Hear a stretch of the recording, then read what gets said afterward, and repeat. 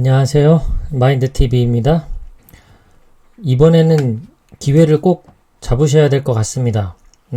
기회야 뭐 언제고 또 오겠지만 다음에 또 기회를 잡는 것보다 이번 기회에 그 기회를 잡아보면 좋겠습니다. 주식 투자 이야기 하려고 하는 건데요. S&P 500 지수입니다. 미국의 500대 기업이니까 전 세계적으로 분야별로 가장 잘 나가는 회사들만 모아놨다 해도 과언이 아닙니다. 미국 전체 시장을 추종한다 라고 봐도 큰 차이가 없습니다. 이 500대 기업의 흐름과 미국 전체 시장, 주식시장의 흐름이 거의 같기 때문입니다. 지금 이게 연중 데이터입니다. 연초 1월 1일 날 시작해서 지금까지 이렇게 흘러내려서 마이너스 20.38% 흘러내렸죠. 앞으로 또 더 내려갈지 올라갈지는 모르겠습니다. 하지만 언젠가는 올라갈 거라는 것은 주식 투자하는 사람들은 다 믿고 있죠. 왜냐하면 이 그림을 믿으니까요. S&P 500 지수의 전체 시장의 이렇게 그림입니다. 지금 현재 이렇게 내려와 있는 상황인데요. 앞으로 5년 뒤, 10년 뒤에는 또 이런 그림이 나오지 않을까요? 물론 중간에 이렇게 왔다 갔다 할 수는 있죠. 그렇더라도 우상향할 거라는 이거를 이제 우리는 기대하고 주식 투자를 하고 있습니다. 막연한 믿음이 아니라 이 전 세계 가장 분야별로 가장 잘 나가는 1등, 2등 기업들이 가만히 있지를 않는다는 거죠. 기업은 생존을 위해서 더 열심히 일할 겁니다. 모든 직원들이 한 마음으로 지금보다 더 돈을 더 잘 벌기 위해서 더 열심히 일을 할 거고, 기술도 혁신을 할 거고, 서비스도 더 품격 있게 할 겁니다. 왜냐하면 그 자기 자리를 지키기 위해서고, 또 기업은 이윤을 추구하는 그런 목적을 가지고 있기 때문입니다. 역대급 기회가 온다고 여러 전문가들도 의견을 모으고 있습니다. 41년 만에 기회가 온다는 사람도 있고, 어쨌든 결론적으로 기회가 온다는 뜻입니다.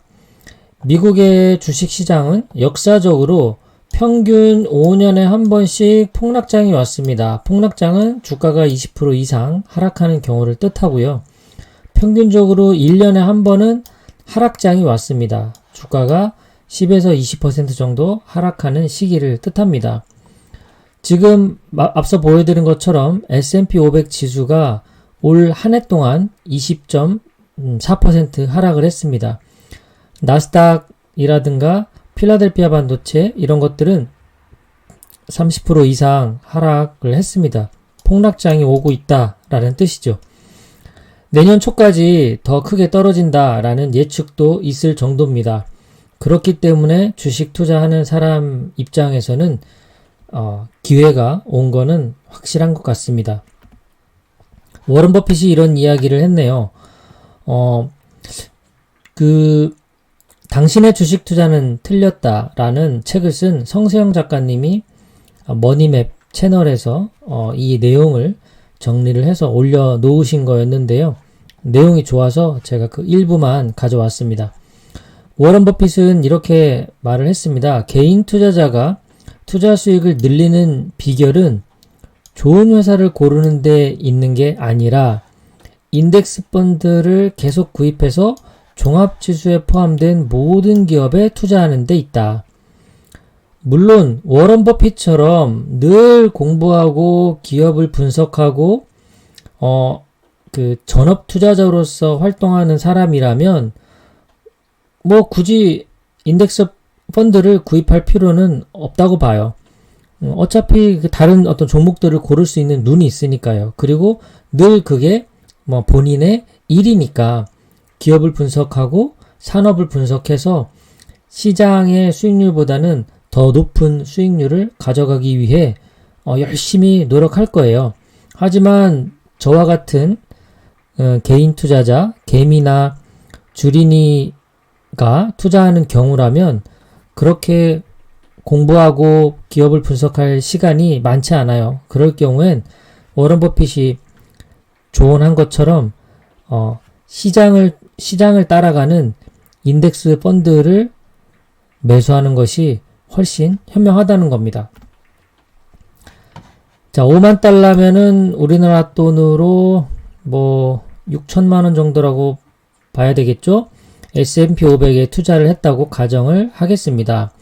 유대인의 경우 성인식과 함께 5만 달러 정도를 그 주식 투자하는데 친척들, 가족들이 모여서 돈을 만들어 준다고 합니다. 13세에 5만 달러 투자를 시작하는 셈이죠. 65세에 은퇴를 한다고 가정을 했을 때 총 투자 기간은 52년이 됩니다. 6천만 원 정도 투자해서 약 150억 정도 자산이 만들어집니다. 노후 준비 끝났죠? 이렇게 생각하면 미국 같은 경우는 이제 25세 직장 생활을 하면 뭐 401k 같은 거 이렇게 연금 계좌를 만들어서 투자가 가능하죠. 25세부터 투자를 한다고 가정하면 40년 투자 기간이 되고요. 약 40억 정도 자산이 만들어집니다.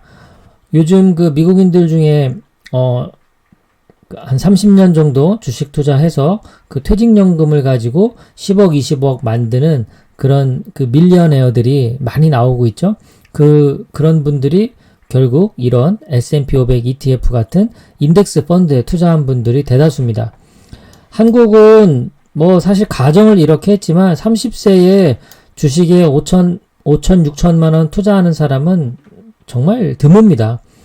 그냥 가정을 해본다면 30세 정도부터 이제 직장 생활을 본격적으로 시작하고 35년 정도 투자를 하면 4억 정도 65세에 만들어집니다. 이 정도면 그래도 살만하지 않을까요? 결국 이 성세영 작가님이 이 통계 자료를 통해서 이야기하고 싶은 것은 빨리 투자하는 것이 중요하다라는 것, 그리고 두 번째는 투자 기간이 길면 길수록 자산이 커진다라는 것을 강조하고 싶었던 것입니다. 그리고 성 작가님이 타이밍은 의미 없다라면서 또 데이터를 하나 만들어 보여주셨는데요. 2001년 1월부터 2022년 3월까지 총 255개월 동안 매월 매수하는 이 방법을 이제 여러 가지 4가지 방법으로 나누어서 비교를 했습니다. 요 1영업일이라는 것은 매월 첫날 바로 매수하는 경우를 말합니다. 평균 단가가 1812, 수익률이 103.5% 정도 되고요. 매달 투자를 하는데 가장 고가에서만 매수를 한 거예요. 평균 단가가 1871, 수익률은 106.9%. 이 사람은 참 운이 안 좋아서 매달 가장 저점일 때 매수한 거예요. 평균 단가 1750에 수익률이 100입니다. 그리고 이 사람은 항상 월급을 마지막 날에 받다 보니까 마지막 영업일 종가 기준으로 매수를 한 겁니다. 평균 단가가 1823, 그리고 수익률은 104.1입니다. 255개월 동안 매월 한 번씩 적립식 투자를 했더니 고가에서 산 사람이나 저가에서 산 사람이나 차이가 어떻습니까? 약 7% 수익률 밖에 차이가 나지 않습니다. 물론 매월 고가에만 사는 것도 불가능하고요. 매월 저가에만 사는 것도 불가능합니다. 이 통계 자료는 과거 데이터를 바탕으로 해서 이렇게 엑셀로 작업을 해서 통계 이 결과들을 만든 거기 때문에 가능한 거지, 우리가 지금이 고가인지 저가인지를 이번 달에 언제인지를 어떻게 알겠습니까? 그러니까 결국은 255개월 중에 어떤 달은 이렇게 매수를 하고, 또 어떤 달은 고가에도 매수하고, 또 어떤 달은 운 좋게 저가에도 매수하고, 또 그냥 이렇게 종가에도 매수하고 이렇게 하는 거죠. 255개월이 다 이렇게 합쳐졌을 때는 결국은 수익률은 평균적으로 가더라는 거예요. 이렇게 103.5, 104.1처럼 평균으로 수렴한다라는 겁니다. 그렇기 때문에 투자 기간이 길어지면 길어질수록 수익률은 이제 평균으로 갑니다. 그래서 언제 사느냐는 중요하지 않다. 문제는 무엇이냐? 바로 주식 수량을 늘리는 것이 우리가 부자가 되는 지름길이다 라는 겁니다.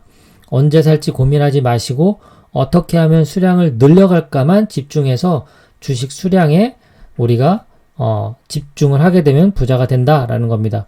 이 말이 참 좋더라고요. 어제보다 오늘 한 주 많아지면 오늘 나는 더 부자가 된 셈입니다.